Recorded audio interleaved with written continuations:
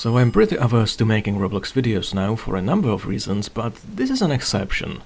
Like many, I've noticed theme park Tycoon on the front page, surprised by its relative quality, and considering Planet Coaster isn't going to be out for a while, I decided to give it a try. It's a fun, cheerful little game, isn't it? Yeah...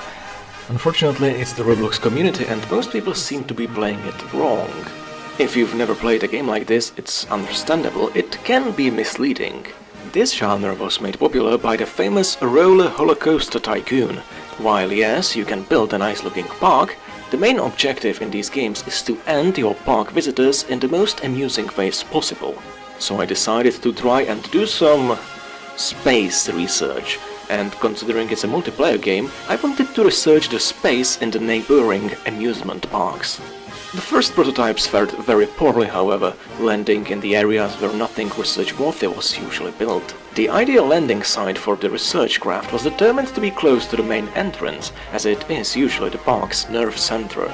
Most roller coasters were deemed inadequate, the only viable solution being the multi-lounge coaster, which features the ability to build boost tiles, increasing the vessel's speed.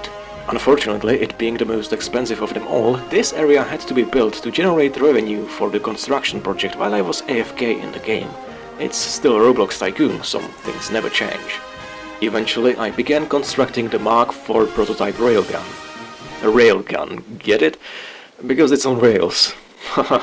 Yeah.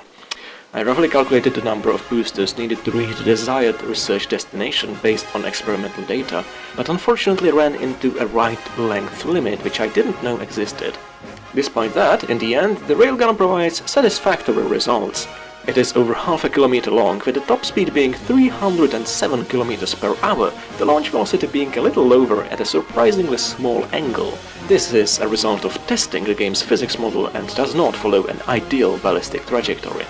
The entire railgun track is worth 242,825 in-game cash and cost a little bit more to build due to frequent track changes and part undoing.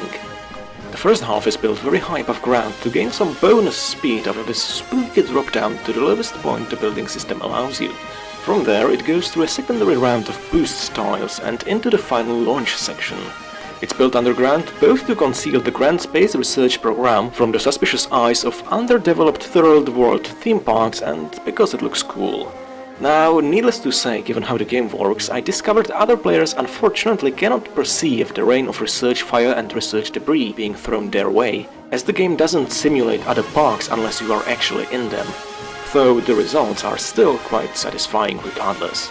Now, without any more pointless blabber, let me turn on some appropriate music and show you some space research.